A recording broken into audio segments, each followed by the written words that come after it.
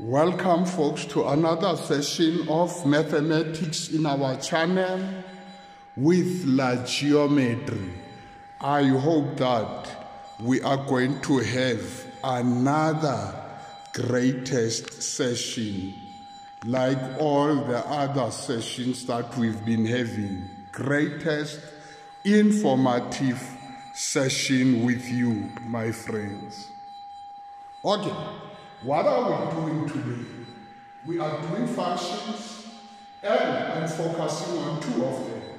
I'm focusing on the exponential and the parabola. Now, it says here, in the diagram, g of x, which is equal to log to the base 3 of x, is drawn. There is that graph. Now, from this graph, we should be able to extract the information that will help us to answer any question that we want. The first question says, write down the equation of G inverse, the inverse of the graph of G in a form y is equal to blah blah blah. Now, look at this, folks. We have been given the logarithmic function, and what we know is the fact that the logarithmic function is an inverse of an exponential function. Now, if you want the equation of the inverse of this, it means that you must reflect the graph of G about, this is very, very important, about y is equals to x. Now, when you do that, folks, be careful. If we have point A with coordinates x and y, when we do this, the image of A would be y is to x. What happened now here? The value of x and the value of y are swapping. What was the value of y becomes now the value of x. What was the value of x becomes the value of y. But the coordinates are still x is to y. Be careful about that. Now, we are saying, what is the inverse of this graph? In a form, y is equal to that.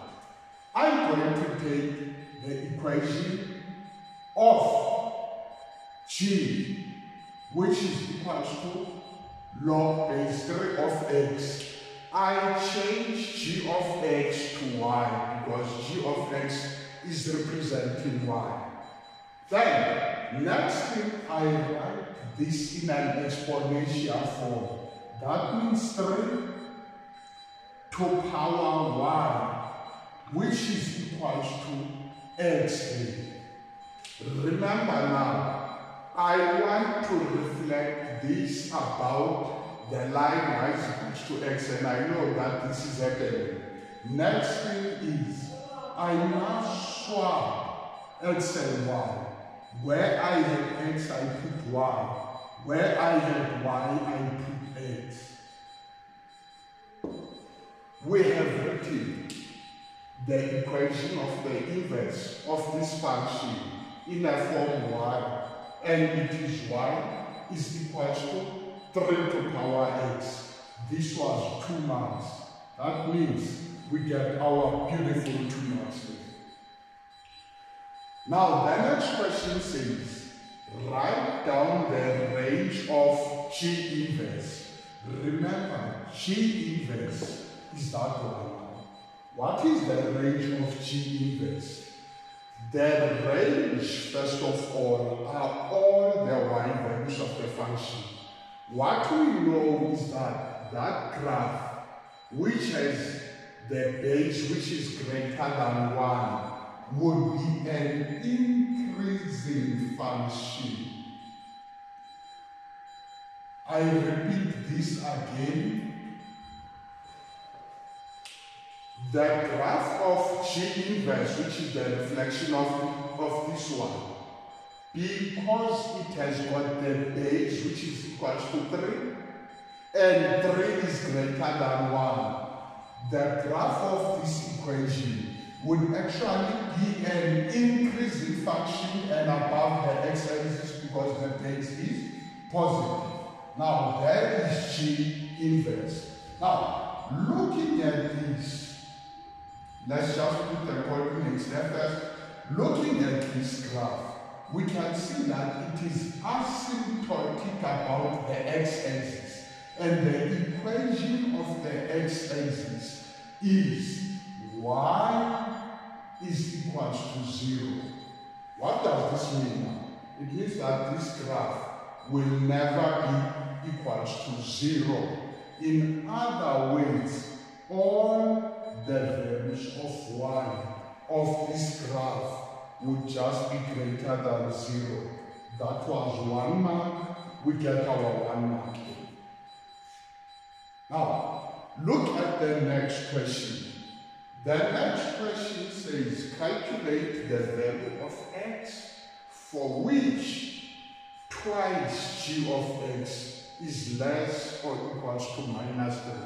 Twice g of x. Folks, this is an operative.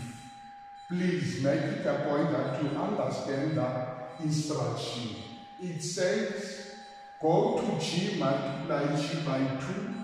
That is 2 times log base 3 of x, which is less or equals to minus 6. This is what we are having. Now, remember the logarithmic properties and laws.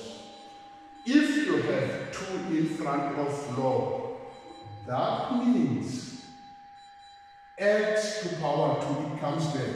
Let's write it down because it is very important. Folks, if you have log x to power n, where the base is a, this implies n log to the base a of x. Where does this n come from? It is there. It comes in front. Now, if I see this, it means I see this. If I see this, it means I see that. Now here, that means I'll be having log to the base 3 x squared, which is less or equals to minus 6. I'm having that.